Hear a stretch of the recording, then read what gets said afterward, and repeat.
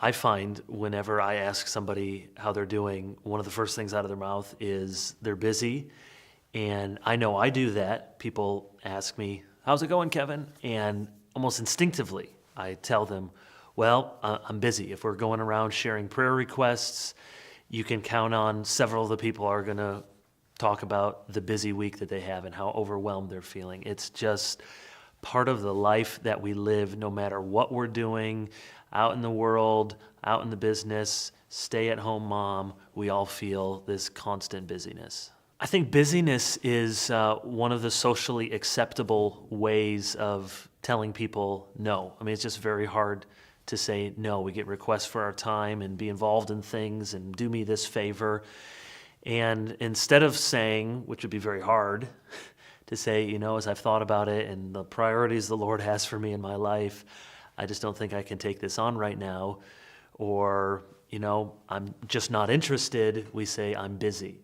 Now, is that some of the social glue that helps to make our lives a little more manageable? Yeah. So, it's not a big deal on one level, except insofar as we don't get to the deeper issues about why we're doing what we're doing and why we need to say yes to some things and we need to say no to a whole bunch of other things. One of the deepest problems, and I know I've experienced in my own life, is we become a kind of rhythmless mush. We see all throughout the Bible these rhythms. So daily there's sun up and there's sun down, and weekly there's a Sabbath rest, and then in the Old Testament there's these monthly feasts, and then there's these annual rituals. And I think that's because God has wired us to need these patterns and these rhythms. And what happens often in our day, and technology feeds into this, is we have no rhythm. So we are working when we're playing when we're working, and leisure and rest and work and labor all sort of blends together.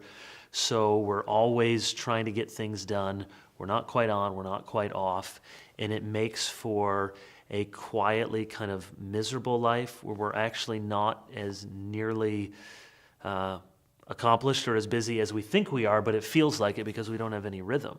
This whole issue of busyness is something that relates to all of us, and it certainly relates to me. I haven't talked about this or written about this issue because I have it figured out, but because I know that I've typically struggled with being overwhelmed, feeling busy. And I think in the course of thinking through these things, have learned some things about myself.